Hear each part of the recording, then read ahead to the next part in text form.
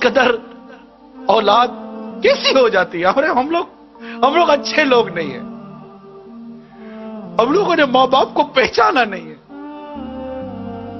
اگر ہم ماں باپ کو پہچانتے تو آج مسلمانوں کے ممالک میں اولڈ ہاؤس نہیں ہوتے.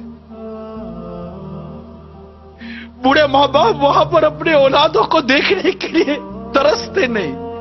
آج بوڑھے ماں باپ ترستے, شادیاں کروا دیتے کہ اولاد الگ ہو جائے, مگر یہ شادی کے بعد بیوی بچوں کی محبت میں اتنی گم ہو جاتی ہے کہ اس کو ماں باپ کی قدر و منزلت نہیں دیتی. ماں باپ کا ادب و احترام باقی نہیں رہتی, ان کی خوشیاں باقی نہیں رہتی. کبھی کوئی چیز ماں باپ کے لیے لے بھی نہیں جاتے کہ ابا یہ آپ کے لیے لایا ہوں, خوش ہو جاؤ. باپ کو جو چیز پسند تھی کبھی بھول کر تو صبح یا دوپہر یا رات میں لے جاؤ.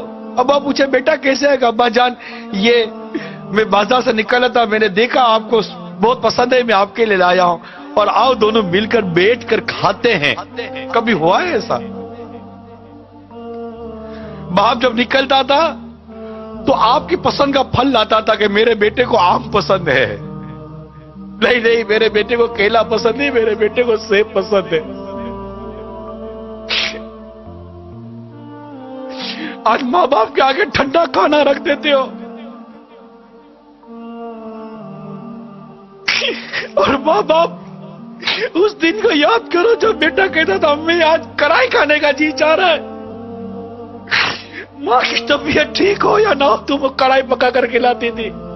ہوٹل تھی, وہ ماں کو باورچی نہیں تھی. نہیں امی یہ پسند نہیں ہے, میں نے آج انڈا کھانا ہے, اس کے لیے یہ انڈا بنایا ہے, میرے لیے وہ انڈا بنا کر دو. تمہیں دو قسم کے انڈے بنا کر تمہاری ماں کھلاتی تھی. آج تو گھر کا سامان لاتے ہو تو بیوی بچوں کے لیے چھپا کر لاتے ہو کہ ماں باپ دیکھ نہ لے, کہ ماں باپ یہ سامان دیکھیں گے تو کہیں گے بیٹا کہاں سے لائے ہو.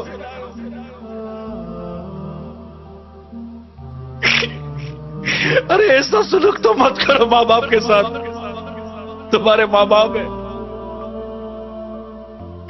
ان سے محبت کرنا سیکھو, ان سے پیار کرنا سیکھو. تمہاری ایک چیخ کی پکار سن کر ماں باپ کا دل دہل جاتا تھا, دوڑتے ہوئے بھاگتے تھے. آج بوڑھی ماں بستر سے گر کر الٹی پڑی ہوئی ہے, تم کو اٹھانے کی فرصت نہیں ہے.